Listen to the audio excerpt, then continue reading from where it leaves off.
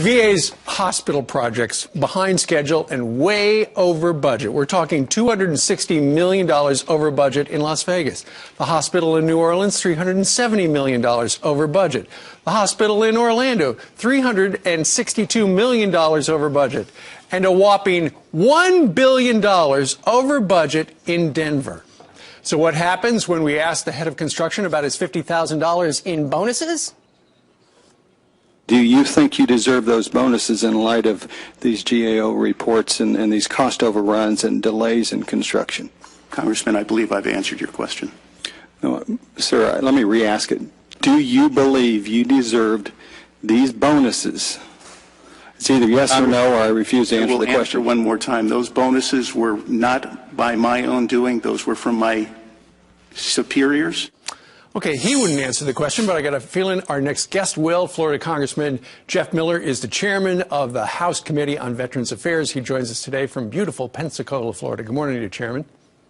Good morning, Steve. How are you? I'm doing okay, although my blood pressure is getting up looking at these numbers right here. The cost overruns on these new hospitals, unbelievable. Do the executives in charge, the Stella Fiotes and Glenn Hagstrom, do they deserve their big bonuses?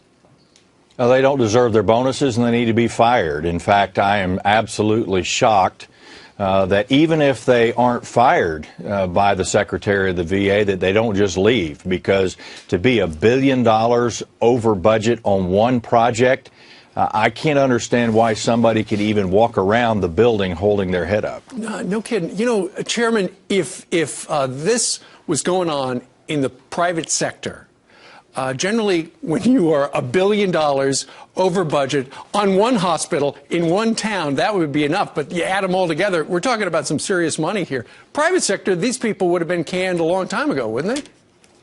Oh, absolutely. I mean, if you take the aggregate of all the major construction projects out there, you're probably looking at a $3 billion cost overrun. That's money that gets taken away from health care for veterans.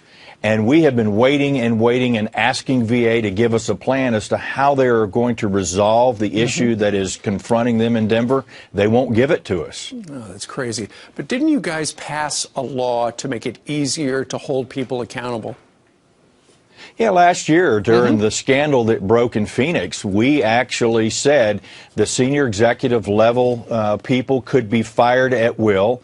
There still hasn't been anybody fired because of the wait time issue out there. Right. And this is where the secretary needs to walk in the door of Glenn Hagstrom and Stella Fiotes and say, you're gone.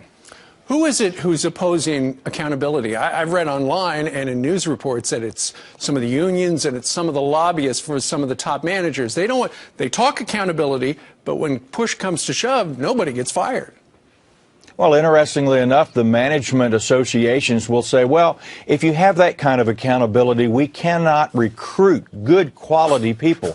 Well, if this is the type of good quality people that we're recruiting, I'd hate to see the bad folks. And no kidding. The VA gave us a statement last night. They say this: it is premature to provide details with respect to expected accountability actions. They say they've appointed a new board, so let's not be quick to judge. What do you say to that? Hey, let's be quick to judge. This has been happening over a number of years. The House Committee on Veterans Affairs has been shining the light on this. We've been asking for this. As you already said, it happened in my home state of Florida down in Orlando, where it's years behind schedule, hundreds of millions of dollars over budget, and these people are still in their jobs. It would be nice to hear from the president, to hear his opinion on this. After all, he said last year he was going to clean things up. It doesn't seem like anything's better. I don't even know where he thinks the VA is right now. Sad. All right, Chairman Jeff Miller of the great state of Florida. Sir, thank you for joining us today from Pensacola. Thank you, Steve.